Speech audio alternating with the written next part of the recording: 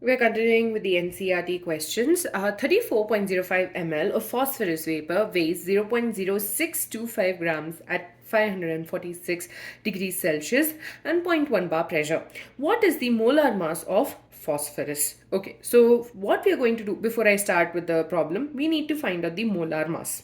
Okay, and the equation that has both the molar mass is this one. So we are going to be first figuring out the number of moles, and from the number of moles we'll be able to calculate the molar mass. So let's first write out what has been given to us. So pressure is equal to 0.1 bar. Okay, we've been given volume equals to 34.05 ml. Okay, R equals to, that is the universal gas constant, 0.083 bar decimeter cube and Kelvin inverse, mole inverse.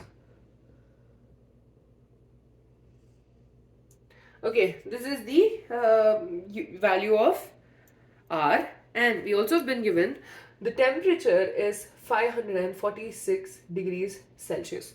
First, let's look at the units.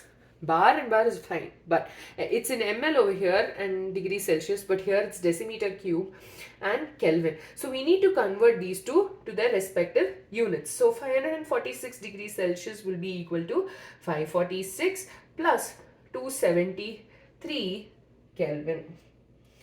Okay, so that's equal to 819 Kelvin.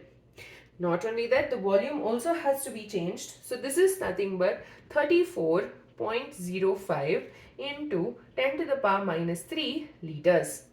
And basically, liters and decimeter cube can be used interchangeably, or basically they're quite equal. So this is equal to 34.05 into 10 to the power minus 3 decimeter cube. Now we have all the units perfectly right.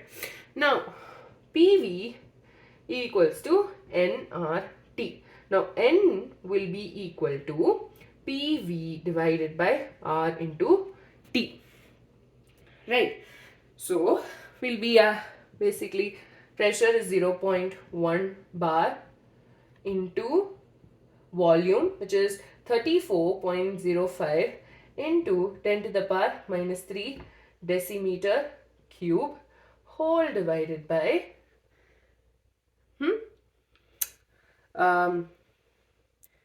you have the value of R, which is 0.083 bar in decimeter cube Kelvin inverse mole inverse into the temperature, that's 819 Kelvin. Now first, I always do this.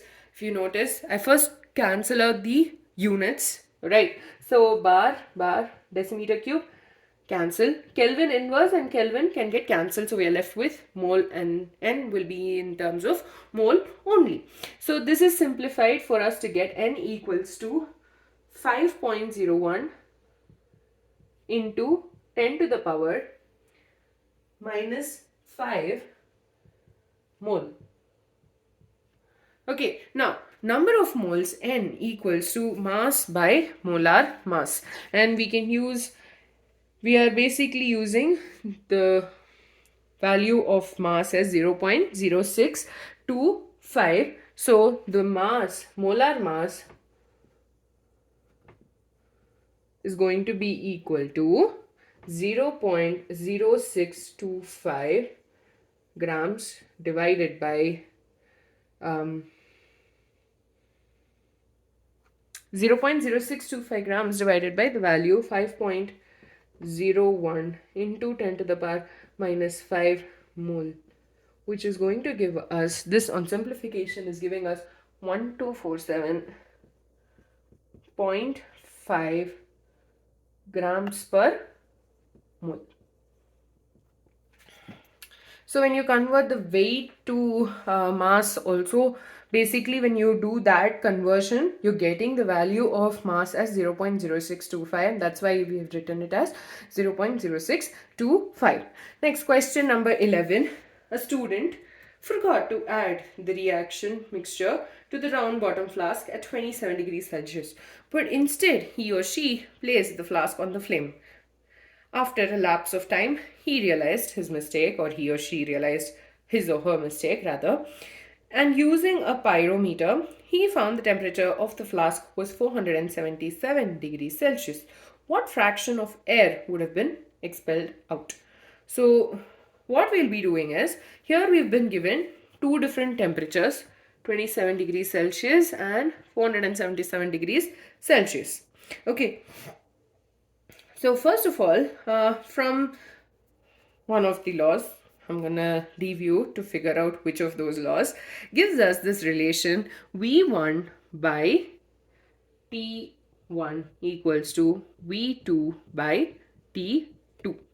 Okay, now this can give us V1 by V2 equals to T1 by T2. Right, now what we'll be doing is we'll first convert this to Kelvin scale.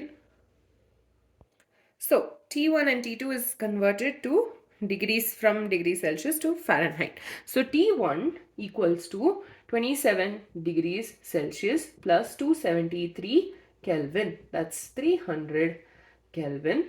Okay, T2 equals to 477 degrees Celsius plus 273. That's going to, actually I shouldn't have written Kelvin over here, but yeah, 273, that is giving us 750 Kelvin. So what we'll be doing is we're just going to substitute these values over here. So V1 by V2 equals to 300 by 750. 0 and 0 gets cancelled. 15 2s are 30, and 15, if I'm not wrong, 5s are 75. So it's quite easier to simplify this. The 2 by 5 is the ratio of V1 by V2.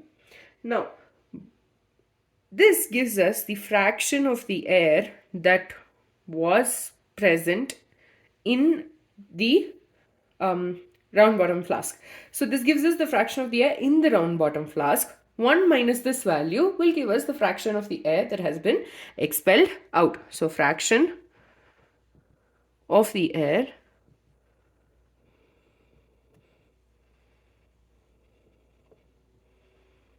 is going to be equal to 1 minus 2 by 5. And this on simplification gives us 3 by 5. And yes, the law which we used over here, V1 by T1 equals to V2 by T2, is Charles' law. So with that, we're done with these two questions. We'll be continuing with the NCERT questions in the next video.